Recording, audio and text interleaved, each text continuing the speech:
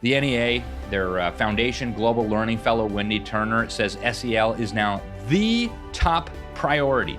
And it is no exaggeration to say that that has displaced any semblance of academics as the primary concern for our educators. They're proud of this. They're doing it to your children as we speak. And folks, it's about control. It's about manipulation, not education.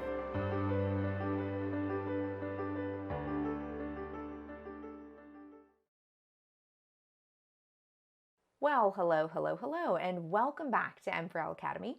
My name is Missy Karwowski, Director of M4LA, and I am excited to share this lecture pulled from the vault, so to speak.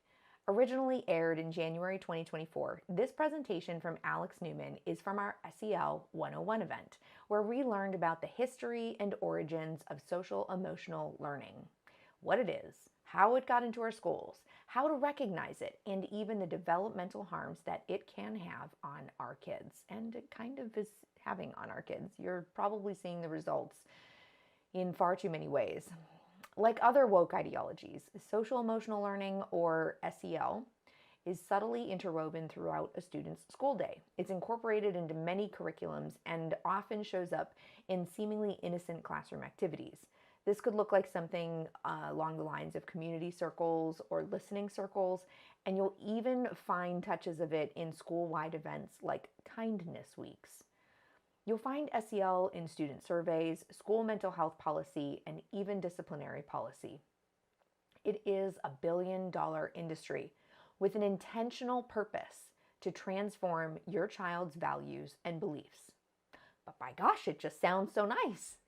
I mean, who doesn't want their kid to be self-aware and just be so kind? Sure, we all want that. But it is important to remember that these are value statements. And yes, while we all want our kids to be tolerant and kind and nice to others, well, you have to remember that the definitions of those words have changed. And the way that the person who is teaching your child actually defines being nice and tolerant and kind, well, that definition likely does not align with your values. And that is where the evil sneaks in. So how did we get here? How did this bizarre trauma-informed mentality sneak into our schools? Well, that is what will be covered in this presentation from Alex Newman. Alex Newman is a journalist focused on education for over 15 years. He was an educator for over a decade and is on the board of numerous education organizations and the executive director of Public School Exit. In this video, he covers the history of social-emotional learning, charting the path that it took from ideas to ideology to federal mandate and finally into your child's classroom. So grab your favorite beverage and cozy up for the history lesson that you're not going to learn in school. Welcome back to class.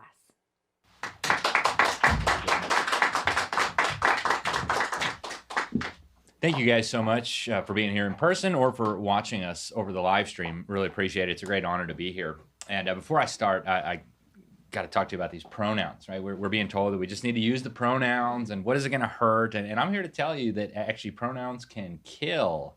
And people say, what do you mean? How can pronouns kill? Well, they/them. It took me a minute to get it, but I thought it was pretty funny. So we're going to talk about the history of social-emotional learning today. And before we even do that, I'm going to argue that the whole idea behind SEL goes back centuries. Not necessarily the specifics of it, but the idea of manipulating young children to believe things that they wouldn't have believed otherwise, things that their parents would have never found acceptable. And at its core, SEL really is about changing the attitudes, values, beliefs, the worldview, the spirituality, and the behavior of children. And interestingly enough, this is actually acknowledged by a lot of SEL practitioners. I would argue that SEL is just the latest and most sophisticated method of doing this, but it's just the latest in a very long line of trendy sounding tools that are aimed at fundamentally transforming not just America, but the world by transforming the hearts and the minds of the next generation. So one of the very obvious precursors to SEL was called values clarification. And I still remember as a child at an international school being subjected to this values clarification. This was actually launched in the United States in the mid-1960s. And I'll never forget the impact it had on me. It was transformative, exactly in the sense that the people behind it would have hoped. I was in 8th grade geography class. I was living in Brazil at the time, and our teacher says to the class, "You guys are sailing on a ship, and now your ship is sinking. So you got to jump off into the lifeboats." And here's the scenario, boys and girls. Well, there were still boys and girls back then. You all jump into the life raft, but there's 11 of you, and the carrying capacity is only 10. So what are you going to do now to make sure you can all survive? This is for the greater good, after all. So you guys get together, and here's the list of people who are on the life raft with you. You've got a teacher, a doctor, a nurse, a lawyer, an engineer. Who are you going to kill to make sure that the greater good is accomplished and all of you can survive? And so we got into our little groups and we started talking about, who do we get rid of? And the obvious answer was, of course, the lawyer. And just kidding, there's great lawyers out there.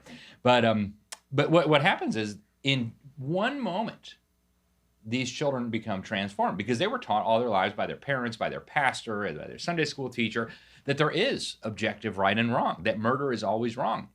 And here we're now confronted with a situation where murder appears to be the only ethical and moral solution. And so there is actually a very obvious answer to this. Well, you don't kill anybody. You just take turns swimming alongside the raft, and then nobody has to die. But that wasn't one of the options, of course. And so what happens is, now all these children who for their whole lives had confidence in their parents and their pastor, in one instant lose all of that confidence. Their worldview is transformed. They no longer believe that there is right or wrong. There's different shades of right and different shades of wrong. And this has profound implications on a child. This continued into the late 1980s as George H.W. New World Order Bush started trying to bring about really a national education system. And one of the key people he hired for this was Dr. Shirley McCoon. Dr. Shirley McCoon, a very interesting lady. She wrote a book in partnership with some spiritual entities that she claimed to be communicating with. It's called The Light Shall Set You Free. It's available on Amazon. I encourage you to check it out. It's bonkers. And she actually got up in front of the nation's governors and said, look, we are witnessing now the total transformation of our society. And she said one of the key functions of schools is to bring about this change. She called it the social change function of schools. So this has been going on for a long time. And long before values clarification, which, by the way, the UN says should be used on every child in the world, you had the Soviets coming up with methodologies for transforming the minds of children. If you go back, you see the Soviets were obsessed with this idea of creating a new Soviet man, somebody who would be selfless, somebody who would just work constantly for the greater good.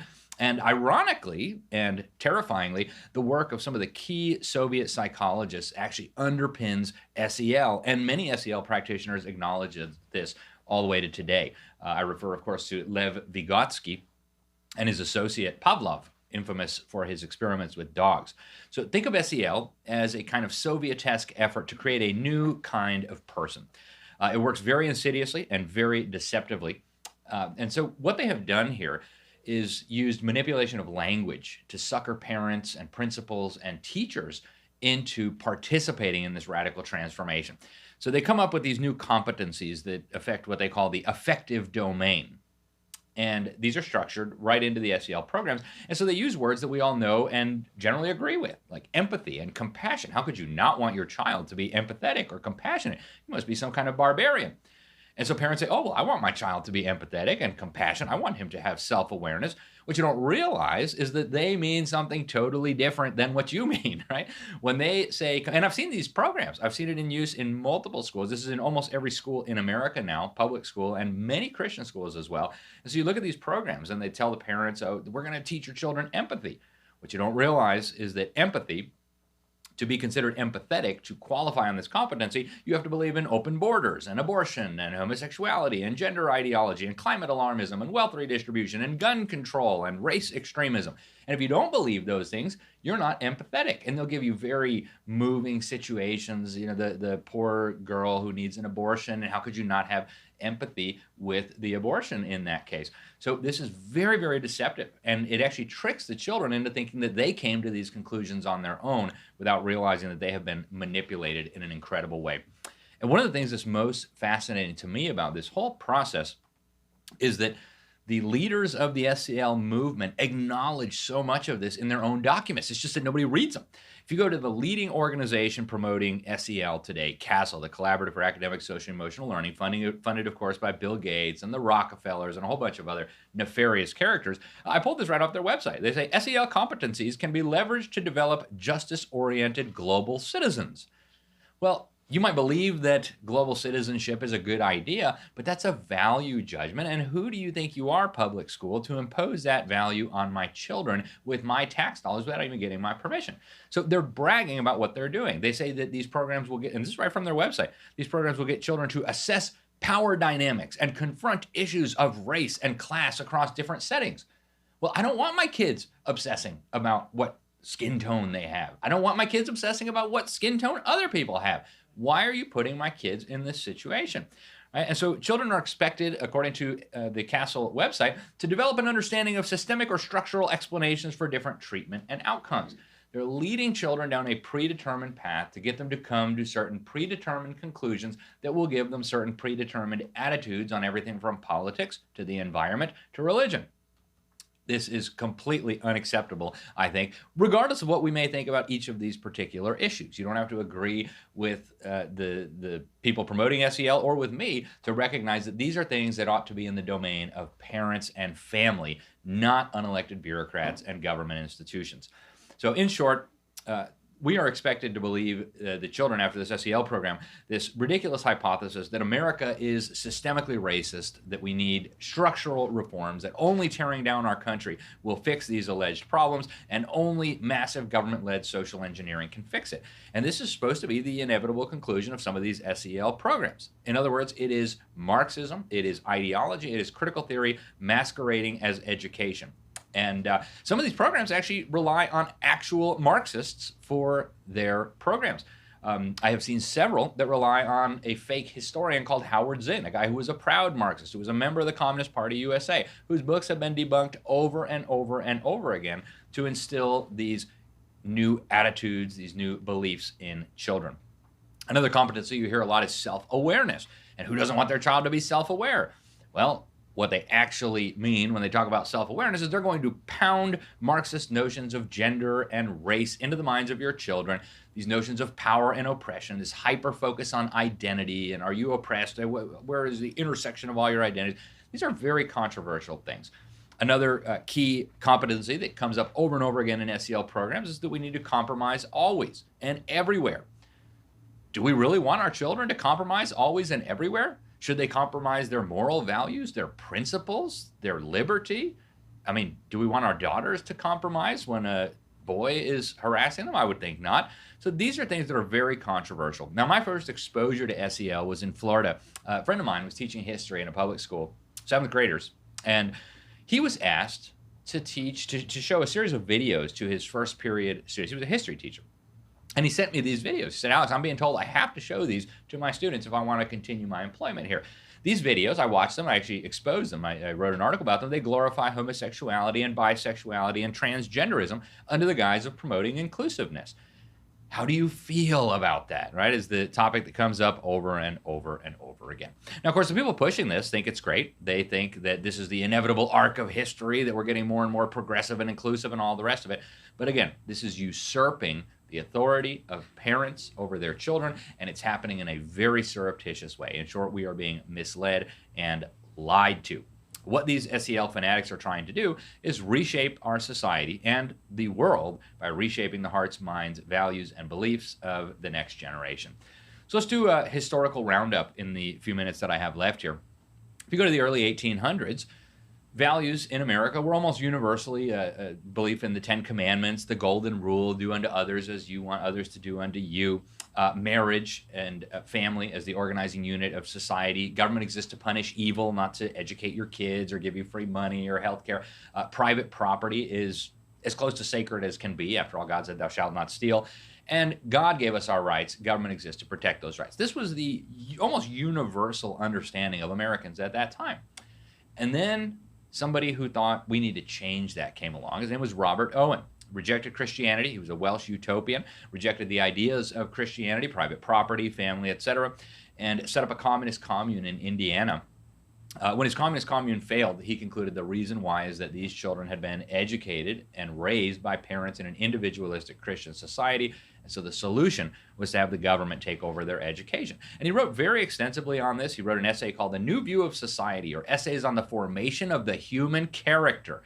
And as you read it, you think, wow, that sounds a lot like the SEL fanatics today, right? We're going to use education to change the mindsets of your children. Now, this didn't take root in America very quickly. It went to Prussia via the ambassador. And Robert Owen brags about this in his autobiography. He says the Prussian dictator so much approved of these ideas that he ordered them implemented in his country.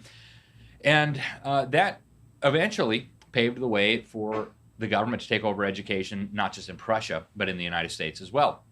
Now, one of his associates, a man called Orestes Brownson, described some really incredible things in his collaboration with Robert Owen and another woman who was working with him. He wrote something called The Oration on Liberal Studies. And he said that the purpose of this operation that they were engaging in was to shift public opinion so that the government could take over education, and to elect legislators who would support that idea. And he says, and I'm quoting here, the great object was to get rid of Christianity.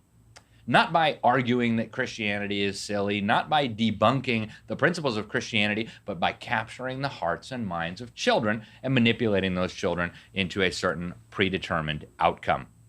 Now, the system in Prussia was imported into the United States by another man who wanted to socially engineer society using the school system. His name was Horace Mann, got himself selected as the first ever Secretary of Education. He was in the state of Massachusetts. Of course, that was we didn't have state or federal education bureaucracies at that time. And under the guise of ending sectarianism, he wanted to de-Christianize education. He thought that if we could use these progressive new methods, we would reduce crime by 90%. And he publicly said that we who are engaged in the sacred cause of education are entitled to look upon all parents as having given hostages to our cause.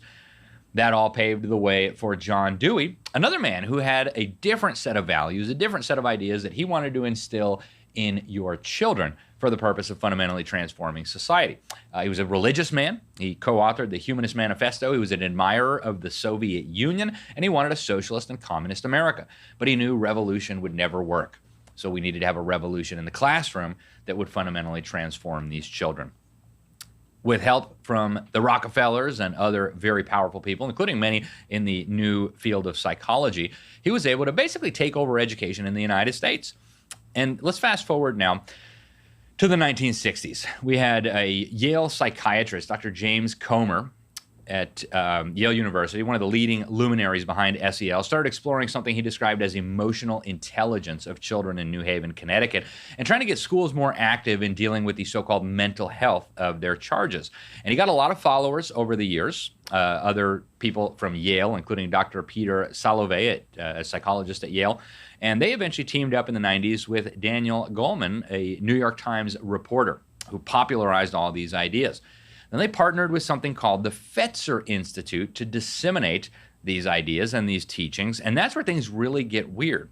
I was on Castle's website before they scrubbed all this. I was working on a piece for the Epoch Times about this, and right there on their history tab, they said that the idea for SEL came out of the Fetzer Institute in, I think, 1994. I thought, that's interesting. I've never heard of the Fetzer Institute. We have to dig more. And it didn't take long to figure out that this was a center for New Age thinking, for the occult. The Fetzer Institute was founded by a disciple of a lady called Alice Bailey, who comes up over and over again in education circles. She founded the Lucifer Publishing Company. That gives you some hint about what she believed. And she also claimed to be communicating with these spiritual entities. And she believed that we needed spiritual growth to guide people to wholeness. And these ideas, of course, underpin everything that the SEL fanatics are doing today. And they say it so openly. Castle also teamed up with Linda Darling Hammond, a key Obamaite who played a major role in the Obama transition on the education front, later went back to California, started trying out some of these ideas, and actually had free reign at a school at Stanford, an experimental school, and within a few years, it was in the bottom 5% of all the schools in the state of California, a state where just a fraction of the students are even proficient in reading, writing, or math. So you can understand how bad this was. Now, this term, socio-emotional learning, originating out of the Fetzer Institute, was then pumped into every school in America. Starting in Illinois, it moved out from there, the federal government started promoting it, and my time is running up very quickly. So I did reach out to some of these people to try to get their thoughts. I wanted to present their views honestly. Very few of them responded. The Fetzer Institute did not respond. Castle originally said they were going to set me up with an interview. They ended up backing out of that. But as you read their website, it becomes very, very clear what's going on here. They are manipulating our children surreptitiously. Now, the UN has been openly advocating a fundamental transformation of the values, attitudes, and beliefs of children for many, many years now. And you can see this right in the text of their international agreements. If you go to Agenda 21 in Chapter 36, they talk about education must change the attitudes, values, and beliefs of children. If you go to the Dakar Summit in 2000, they said governments must change the attitudes, values, and beliefs of children. And again, if you go to the origins of the methods being used here, you end up in the Soviet Union. I mentioned Lev Vygotsky briefly. He was a Soviet psychologist who was really focused on how do we effectively brainwash the next generation to create this mythical new Soviet man. He wanted the kids to become good communists. And so using the tools of psychology, collaborating with others, including Pavlov, they set out to try to change the attitudes of children. And again, Vygotsky inspired the SEL promoters by their own admission. You can even look in the peer-reviewed literature on this. They credit Vygotsky as one of their inspirations. They use many of his tools. And Vygotsky, of course, was very closely connected with many of John Dewey's associates. Vygotsky actually wrote the foreword to the Russian translation of E.L. Thorndike's Principles of Learning Based Upon Psychology, published in Moscow in the mid-1920s. Thorndike, of course, was a very, very close ally of John Dewey. So, folks, we have here a situation where the UN is now trying to mainstream this on the entire world. They have a whole agency working on this, UNESCO NGIP. It's the Mahatma Gandhi Institute for Education on Peace and Sustainable Development, completely dominated by actual communists, card-carrying members of communist parties, and New Age wackadoodles. And again, you can find all this on their website. And this has been the reality from the beginning. The first leader of UNESCO, Julian Huxley, was a humanist, just like John Dewey, and a eugenicist who believed certain races were better than other races. So they're telling you what they're doing, folks. They now have a world core curriculum that they say should be taught in every school, to every child, in every country. And if you read the writings of Alice Bailey, the guy who wrote the World Core Curriculum said it's based on the teachings of Alice Bailey. We mentioned her earlier, the founder of the Lucifer Publishing Company. What you will find, and I've studied Alice Bailey's books in depth, including her book, Education in the New Age, very open about the fact that the schools will lay the foundation for, and I'm quoting here, the emergence of a new species of human being, a more highly evolved unit. Through education, self-consciousness must be unfolded until the man recognizes that his consciousness is a part of a greater whole. So, folks, we have a serious problem here with what's happening with our children. The NEA, their Foundation Global Learning Fellow, Wendy Turner, says SEL is now the top priority in the public schools of this country. And it is no exaggeration to say that that has displaced any semblance of academics as the primary concern for our educators. They're proud of this. They're doing it to your children as we speak, even in many Christian schools. And folks, it's about control, it's about manipulation, not education. For thousands of years, children had empathy, compassion, and self-awareness. This evil program has nothing to do with those things. It must be exposed, stopped, and rejected for the sake of our children and our country right now. Thank you guys, and God bless you. Alex always does such a great job of making these complex topics very easy to understand. So now you know a little bit of the background and history of SEL, and how kind of the hijacking of our language seemed to allow it to creep into our schools. Yes, that's not the only thing, but it definitely played a part. In the next presentation, Kelly Shinkoski will dive into what SEL actually looks like in schools, as well as provide some tips on how you can fight back. In the meantime, if you want to learn more, head over to m4lacademy.org and check out the SEL Toolkit under the Resource Library. You can find other toolkits as well on topics that we've covered, such as DEI, restorative justice, gender ideology, EdTech, data collection, and more. I hope you enjoyed this video from the vault. I know I really enjoyed the refresher. M4L Academy is here as the school for parents, grandparents, and friends who are fighting to preserve liberty, focusing on issues that impact kids, schools, and parental rights. We educate you on the issues and equip you with the tools and resources you need so that you can effectively engage in your community. As James Madison said, the advancement and diffusion of knowledge is the only true guardian of liberty. and that is the mission of M4L Academy. Thanks for joining us today. Class dismissed.